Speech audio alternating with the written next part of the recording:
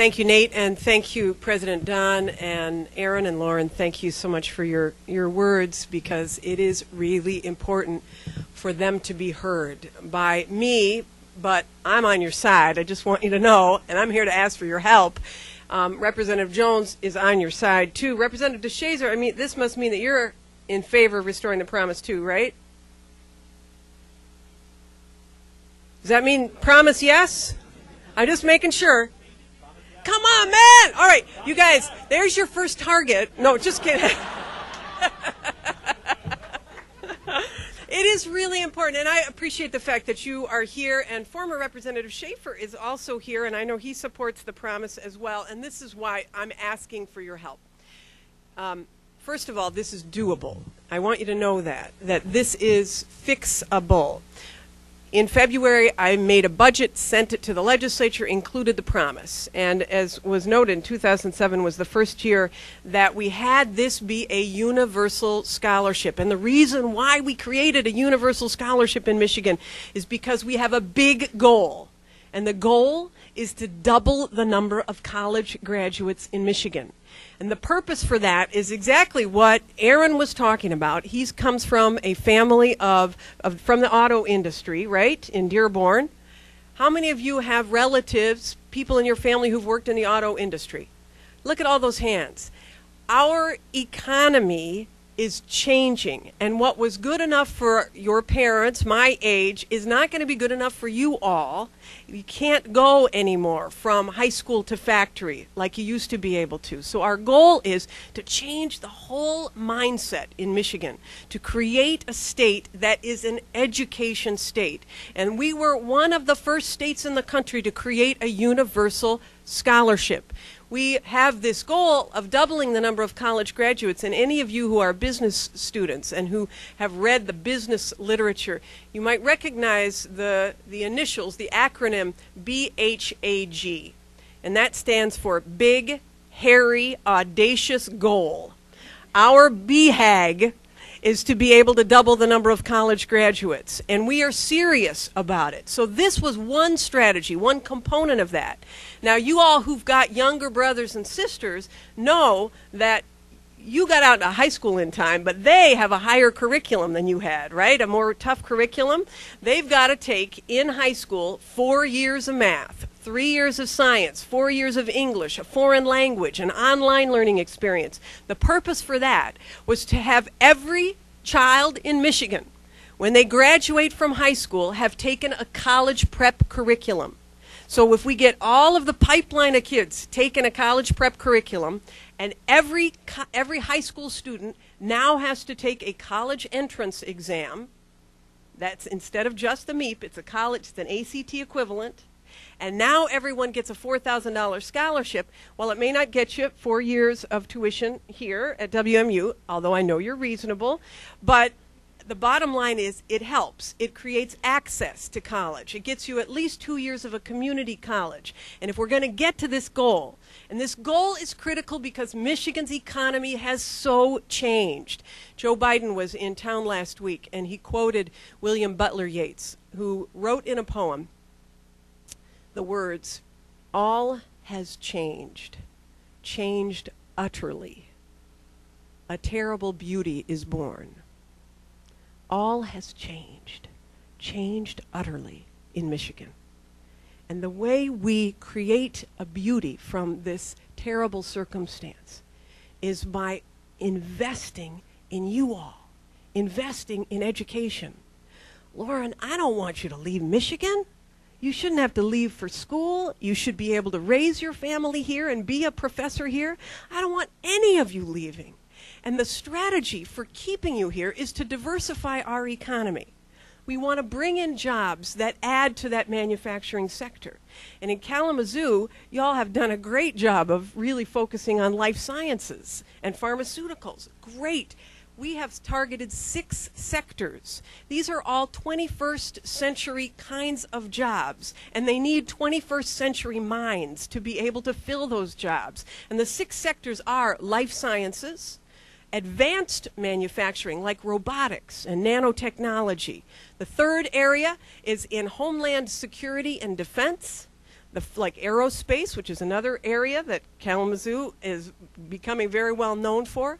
The fourth area is in alternative and renewable energy. And that means wind, that means solar, that means biofuels, that means using the technologies to reduce our carbon footprint. And then two other sectors that take advantage of, one, our resources and who we are, tourism. And if any of you have seen those Pure Michigan ads, have you seen them? They're so great. And as a result of telling the world our story about how fabulous Michigan is and how fabulous these blue jewels that are around us, we are getting more people to come to Michigan as tourists. But we don't have the funds to continue that either. And then the sixth area is film. And the reason why we picked film, are you a film student? Yeah. You know why? You too? Because we want to establish a creative economy here as well. And those who want to not just be actors and actresses, that's one thing, but be behind the camera as well, do stage setting, do video gaming and designing of video games, all of that. We want to keep you here and have a diverse economy that reflects the Michigan that we want to become. But as I have gone around the country and around the globe to try to bring businesses to Michigan, the first thing the business asks is, do you have a phenomenal higher education system that I can hire from? Are there people who know how to do the kind of work that I am going to give? Do I have a pipeline of talent that I'll be able to hire? If we do not double the number of college graduates in Michigan, the answer to those who are seeking to locate in the United States to do business will not be to Michigan. So I want to be able to say yes to them. The states that have the most well-educated population are the states that have the lowest unemployment rates. That's it. Those are the states with the most diverse economies. Those are the states with the highest per capita incomes. That's the kind of state that we must create. But if you take away this promised scholarship, among other things, if we don't find a long-term solution to funding higher education in a way that makes it affordable and accessible, then we will be missing the boat. So I am here to ask for your help. I'm here to ask for your help as citizens in a democracy. The legislators work for you. If you vote, you hired them. You're their employer. You pay their salary, and you can tell them what you want them to do. And they will listen to you. They won't listen to you if you don't speak. But if you speak, you can make a difference. It is students across this nation that elected our president. I can't do it. I've tried, but me alone, I can't do it. A lot of people think a governor is powerful. And the governor should be able to just sign a law that makes the promise happen. Those of you who are political science students know it takes three legs of the stool: the House, the Senate, and the governor. When I got the budget on the last day, I had to either sign a budget that was inadequate or shut down government. We did that in 2007. It gave Michigan a black eye across the country. So I signed it under protest, but I said the budget is not done. Just because it's signed doesn't mean the story is over. So you have a chance to help reshape and correct this budget. Now let me just tell you specifically, the reason why this is doable is that the House passed a bill that funded the promise and sent it over to the Senate.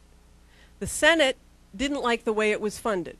So they passed a bill with a funding source and sent it over to the House, but they didn't link it to the promise.